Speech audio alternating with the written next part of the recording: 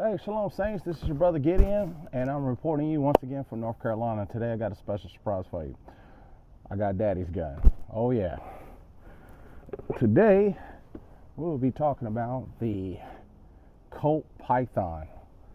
Oh, Wheel Gun Wednesdays. So you can see that it's empty. Man, this is a beaut. This is a 357 Magnum Colt Python.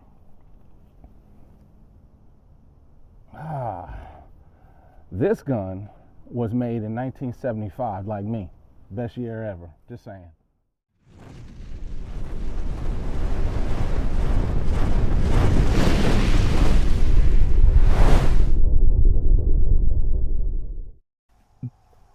The Colt Python, man, this gun right here is iconic with the 70s, man. I mean, there was many different versions. I'll roll in some. This particular is the 4-inch version. It's one of my favorite versions of this gun. This is what a lot of police officers would choose to carry over a said gun that I'm about to show you in a minute. The craftsmanship on Colts were just amazing, man. They were amazing. And this is one of those guns. It's just like you have to have in your collection. I mean, I think everyone, like I said before, in the previous video should have a wheel gun in possession at some point. You should have a wheel gun. But to have the iconic Snake series of guns, one of the Pythons where you got the big long one or the short one like this or the stub, hey man, these things are iconic, man. And one of the things I really like about them is the finish. Now this one, like I said, this was a actual officer's gun at some point. And the finish is a little worn a little bit right here because you can see the weapon was holstered. But other than that, it comes with the original walnut handles. It's very, very, very beautiful. I mean, it's and check this out. The trigger squeeze. Very good, very good. Like I said, once again, check it out. It's empty. But just that. Just a little bit of take up. Boom. This one has definitely been fired quite a bit in this lifetime. This one's been worked. And then watch this. It doesn't have the iconic over travel. Look at that. Hey, it's not going any farther. So one of the things I'm not really worried about with this one specifically is too much over travel, because I know sometimes they can act a little funny if you shoot them over years. The Python, the timing sometimes will go out on it, which is something that you didn't really have to worry about so much with the Smith & Wesson version, but these was sometimes the timing will go out, so they say, you know, that's what I was understood. But man, this thing is just iconic, man. And that right there is like, man, I try to explain this to a guy in a gun store. I don't think he believed me. This is extremely light trigger pull. I mean, maybe 2 pounds, 2.5 pounds. This is crazy. This is crazy. This is a very light trigger. So anyways, something we might be familiar with is the grandpa gun. Okay, the 357 Magnum. This 357 Magnum is the highway patrolman version. Okay, it's the model 28. I think the model 26 was similar to it. The model 26 was similar to this. It's like a 44 Magnum version of it. And I think I can't remember. Model 26, 27, 28. This is a 28. And the differences between a lot of them is the highway patrolman one. This one was pretty much for the highway patrolman, state troopers. And I think the gun was created like in the 50s or something like that, this particular version, because before then they had like what they call the registered Magnum, and then it spawned into this. You can go down the history of it. We're about to start lighting these bad boys up, so we're not gonna get, you don't have to worry about a long video on that one. I just want to talk about it. But anyways, look at that bad boy, man. Now, so what we're gonna do is we're gonna shoot a couple rounds today, because I want to see some things. We got some blue boar or buffalo boar. This stuff right here is what we got here, 180 grain hard cast traveling at 1,400 feet per second. This is what we're supposed to use to shoot bears. Now, I know a lot of people, every time they want to talk about it, they always want to say a 10 millimeter when it bears. Bro, that'll take down a bear, okay? Trust me. I'm not sure if you want to necessarily have something like that facing a grizzly bear, because having to be able the ability to shoot many times quickly and change mags quickly in the wood line, you might want to go with something like that. But a 45 hard cast would do well too. I mean, it creates a big hole. There's some good studies and arguments about that, but we're not gonna get too much in depth about it. But we're gonna talk about also, we got some horned eye, like say it like my man Forrest. This is 125 grain. Honey, look at this, bro. Look at that. That's a go ahead and make my day moment right there, bro. So 125 grain, 357 Magnum from the Hornady, and we're gonna see how this stands up to some water jugs. Let's see what we traveling at. 1,500 feet per second, so about 100 more feet than the last one. And I think we have, and we got some, a few minutes later. around here. I got a speed loader around here somewhere. Oh, speed loader. Got some more hornet eye. And that's another thing too. For back in the day, this was, see, a lot of people don't know, this was your spare mag back in the day. So police officers used to carry like 2 or 3 of these things clipped onto their belts with their load, and maybe some loose in their pocket. But this was a game changer for many police officers back in the day, because they used to have to just load them in there, would drop the bullets on the ground and then reload. It's crazy. They had all stupid kind of drills out there, didn't make no sense. And then some genius came along and made this, the speed loader. So basically how it works, all right, is, oh, one other thing before we talk about this. So one of the things about the Python I want to discuss about is this. Watch this. Watch how it rotates. It rotates clockwise. So one thing I learned was, if you see right there the notch where it looks like a bullet, in that direction is where it rotates. Unlike the Model 26 here, or 28, excuse me, you see the notch is facing that, and watch this. It rotates counterclockwise. And that's pretty cool, man. I mean, these guns, man, these guns are iconic, man. Iconic. But anyways, so look at that. You gotta pull that back. Now, I know some guys that talked about you don't have to break your grip to open this up.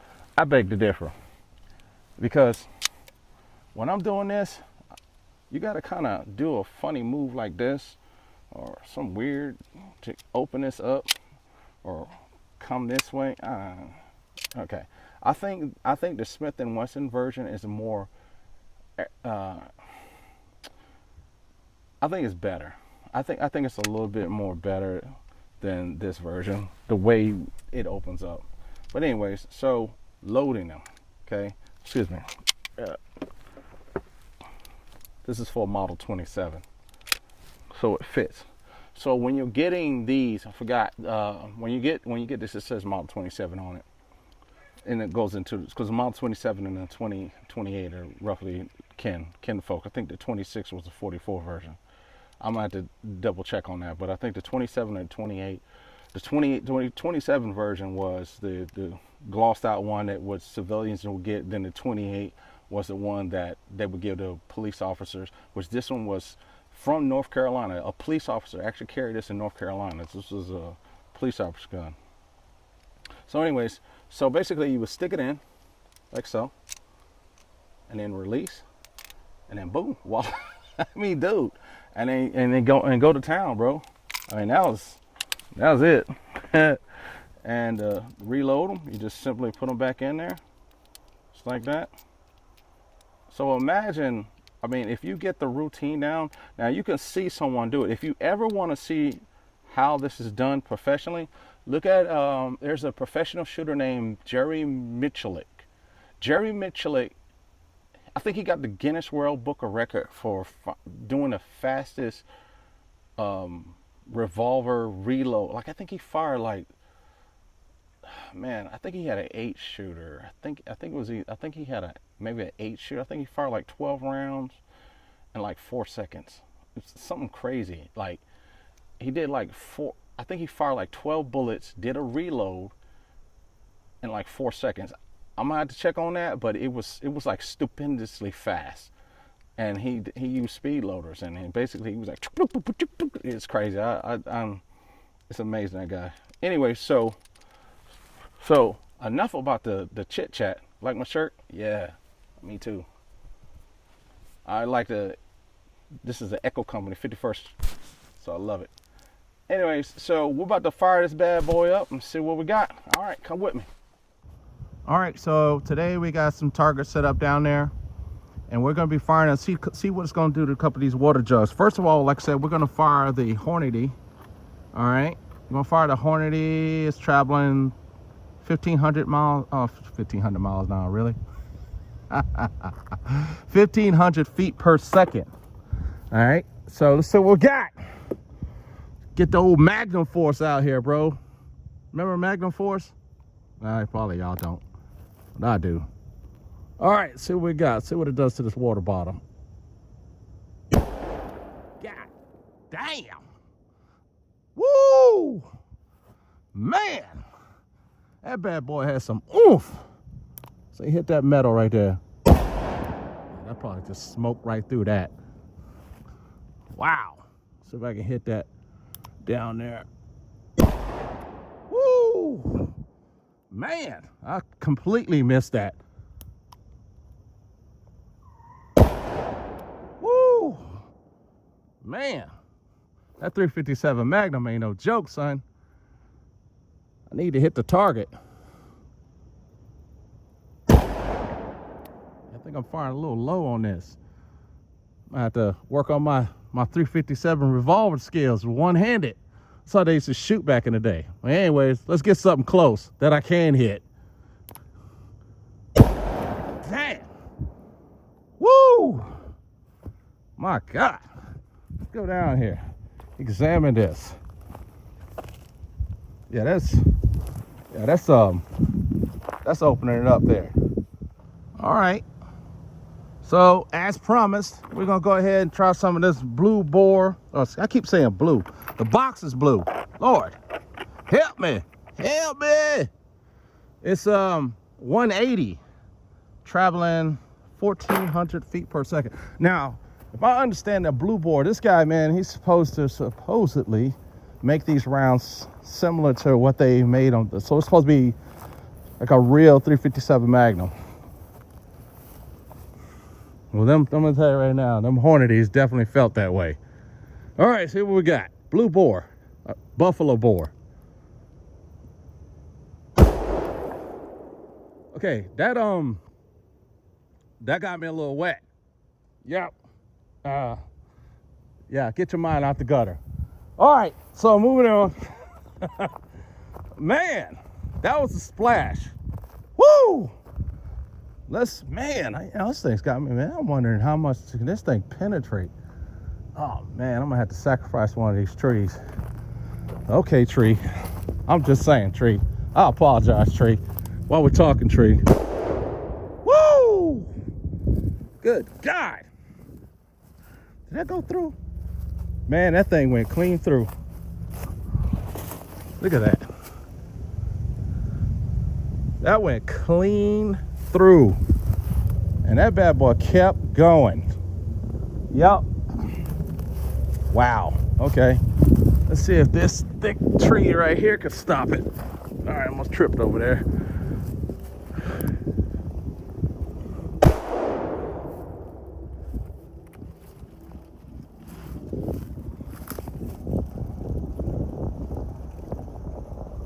Looks like it stopped it.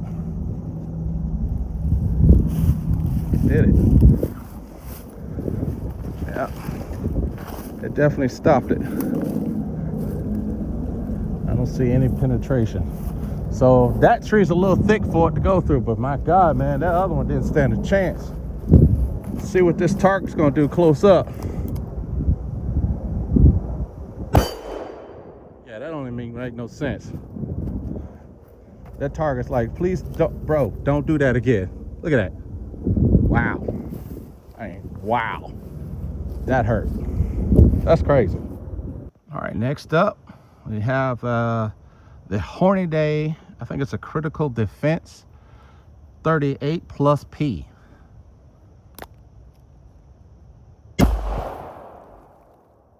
Yeah, that didn't, that was like super slide. That was just nothing but water on me. I am covered in water right now. That's crazy. But it was fun. It's a warm day. I probably should get back. But since I can't shoot for shit with this thing with one hand, we're going to have to get close and just get wet. It's okay. It's all good. It doesn't bother me. That was fun. Wow. Look at that, bro.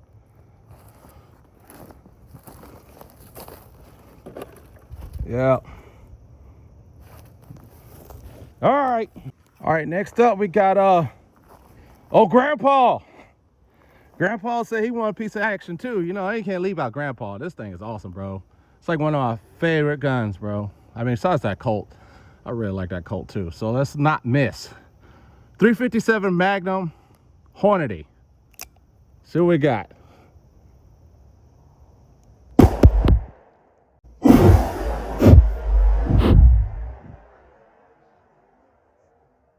Yeah, got wet again. Wow, that was crazy. I mean, I could definitely feel the difference in recoil impulse between this one and the Colt. The Colt has a better grip, I think. The way it feels in my hand, the way it's shaped around this area here, it kind of gives you a little bit more leverage. But the weight of this thing is like 30 pounds, bro. This is crazy. This is heavy. But this thing was made to last generations, which it will. Give it to my son, his son, and you know, my dad had 357, you know, this generational thing. So let's see what we can do on that target with Grandpa. Man, I'm not hitting nothing. This is crazy. This is embarrassing. But hey, we count them all here. Really? What is happening here? I'm gonna get closer. This is embarrassing. I ain't gonna lie. Woo! Okay. I see my mistake. I got it now. All right. Wow. I mean, that plate is like not happy. Wasn't this fun? Look at me, bro. Ah! Yo, man, this is fun. Hey, let me tell you something. I'm trying to train. It's hard to train with this thing with one hand like that and hold this camera. I'm gonna be honest. And I just don't get a lot of rounds in these things. So, but I'm not gonna sit here and pretend, oh man, I'm the best shooter. Man, listen, there's an art to this. This is a whole different thing, bro. Like the sights are very unfamiliar to me. Like I've only fired a few rounds through this thing because it's one of those shelf guns, you know, passed down my father to me type thing, me to my son type. These are those, you know, not that I got this from my father. My dad did have 357 Magnum, but it wasn't this one. So I don't want to leave that impression. But this is one of those ones, and man, I'm telling you, this is just a beaut, man. If you ever watched the movie Magnum Force with Clint Eastwood, you'll see all the road cops carrying this. And one of the police officers in that movie, I believe he was the same fella from Starsky and Hutch, if I'm not mistaken. I think the main protagonist police officer, he was the police officer from Starsky and Hutch. And guess what? In Starsky and Hutch, what I watched also, you know, he had a Colt Python. I think he had like the 8-inch version of it though. You know, he had the huge one, man. Like that thing was the deal. But these things are buttery smooth. I mean, if you don't have a Colt Python, if you don't have a wheel gun, this was the staccato of his day. I mean, this is the gun to have, man. Like, and this was the gun to have. And it still is. I see a lot of people give it up trading it, and you know, you can get a pretty little penny for these things. Some of them can go up to two grand. You know, depending on the condition of them, not being fired, coming in a box, da da da. You know, this one was worked, Merrill. Like, this police officer took his job serious, and he shot because he wanted to come home safe. So he definitely fired his gun. Same with this guy. I mean, this police officer, once again, I know this police officer came from North Carolina, because this was purchased from North Carolina State Highway Patrol, or the, was it Parks and Recreations or something like that, I think. One of the, I think it was a ranger. I know he was a police officer for sure. That's 100%. He definitely was a police officer. I think it was either had got it from the Highway Patrol down to the Parks and Recreations Rangers had got this and passed on, and I guess this police officer turned it in, or his family turned it in before he passed, and now it's in my possession. And hey man, I'm good with it. I'm gonna keep it. I like it. It's one of my favorite guns. I like the Model 28. The Model 27 is cool too, because it's shinier, but you know, this one's cool. But man, the Python, I mean, just the name alone, it's a Python. I mean, really? I mean, if you ever seen a TV show called Hawk, he carried a Python. That show was filmed where I used to live at, you know? So, yeah. Awesome.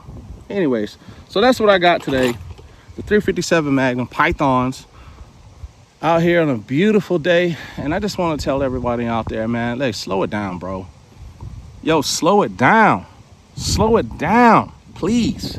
Stop with all the hate. There's so much hate going on out there. Bro, this world is wicked as hell. Man, the world is so wicked. People got so much to say. Listen, I don't need to clap back because you're saying something every time you say something.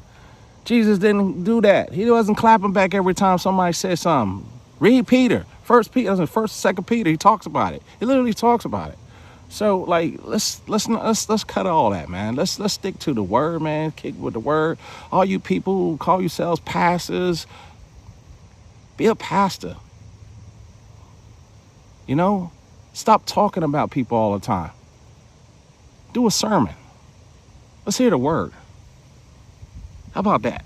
That'd be nice. All you people who think you know the word so much, how about you get a flock instead of sitting on YouTube? Let's see your fruit. People talking, but yet, where's your fruit? What are you doing? You're just talking. Nothing's coming out of it. Nothing. You're just taking people money. It's crazy. Oh, man, hallelujah. Bless y'all. Like, listen, the earth is round. We didn't land on the moon. And there is a firmament, but hey, you know, it's not like right there. It's like up there a little bit ways, but you'll get to it. I believe it. It's there. Let's do it, man. All right, bless y'all. Shalom, shalom. Always remember the 5 principles of patrolling: planning, reconnaissance, security, control, and common sense.